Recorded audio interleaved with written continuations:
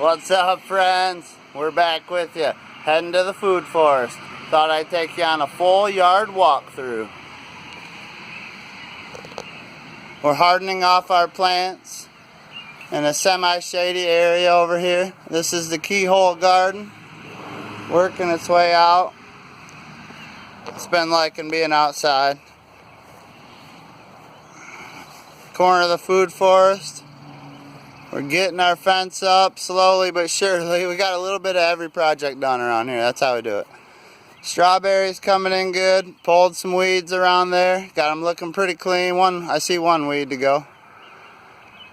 A little bit of peach leaf curl on our peach tree. We're going to talk about how to get through that and how to treat it here in the future. That's a grapevine coming up. One. This one's coming back healthy. That's two. And number 3 has got some growth at the bottom. So we got some grapes. Haven't had a look at our fruit trees in a while. Leaves are thickening in pretty good. Again, we have peach leaf curl to deal with on that one, so we'll do a video about how we can deal with that. Got our raspberries spreading good in the corner. Gonna pull back our purple dead nettle, clean that up and mulch it more as the fence goes up. Closer look at peach leaf curl. That's a mild case there. I'll show you a little bit more serious one. The wood chips bring in the life. This is the teeth of the soil. Turning these wood chips into soil right here. If anybody knows what kind of mushrooms these are, could you please shoot them in the comments? That's my next thing. I'm learning all about mushrooms right now. I know lots of them are very good for you. Like super good for you. Another shot at peach leaf curl. You're going to get a thickening of the leaves, reddening, yellowing, oranging, curling up, dying off. The tree's going to drop all them peach leaf curl leaves and start fresh, which is kind of hard on them. So we're going to get them some extra nitrogen. Hopefully they can get through that good. Close up on our big tall cherry tree. We've moved the chives around the base. We're going to get chives around the base of every fruit tree.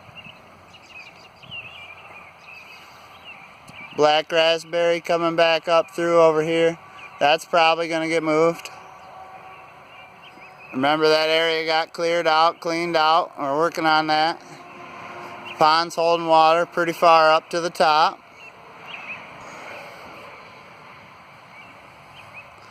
So that's doing its job. Looks like we got some more mushrooms in the food forest. Same kind it appears. This tree we didn't know if it was going to make it. It's coming back short and strong. Let's take a walk out to the bigger food forest. This tree, I'm still wondering if we're going to make it over here. I cut off about half of it because of serious deer damage. Now we have peach leaf curl and one branch that appears it may be dead as well. So we got our fingers crossed on that one. Apple tree's looking pretty healthy so far. Pretty much all the way around. This is our pear tree. It's brand new to the food forest. I gotta be careful where I'm walking now though, because we do have things going out. We have annuals going out, so that's watermelon.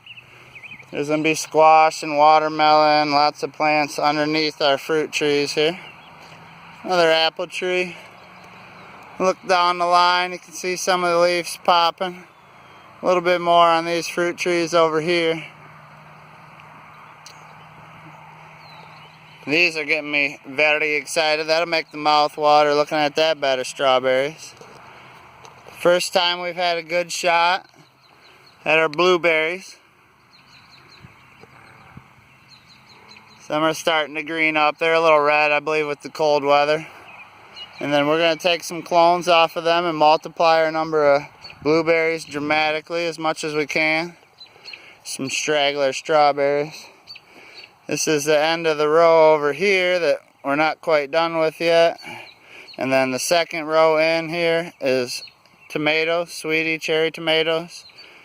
We've been replacing some of our cucumbers that didn't make it in the back row. And I also went through as insurance and stuck about 80 seeds in there today. So no matter what, we're going to get some cucumbers back here. Sweetie cherry tomato, cucumber, going to run up the fence with peppers, basils. I'll show you how that works in just a minute here. So we want to get down to soil level. You see, each time we plant, we get down to soil level. Here's a little patch of strawberries. And like I said, we're getting stuff under all the fruit trees as well. I believe that's squash or pumpkin. And then this is how I've been doing it. Basil and tomato are friends. So that's a basil right there next to the row of tomato. With peppers here. And every fifth hole will be basil, which is friends of the tomato. Like I said, keep the pest away. Little squash over here, pumpkin. I'm not quite for sure. We kind of mixed them up. Here's a tray we've been working off. Got the marigolds as well. We've also been putting an occasional marigold in this row of short plants. Or actually, yeah, looks like we still got some basil and marigold holes to fill. But let's see, we've been doing a marigold ever so often. I started off with one right here at the beginning. And I think I gotta get some more in down that row. Now I also sporadically put some basil over in here. I tried to wrap the corn kind of with the basil. I got some way over there. Can't see it. I have some under this tree right here with the marigolds. I'm sorry if I said that wrong. But we want to confuse them pests and make them work pretty hard to get from corn to tomato and vice versa.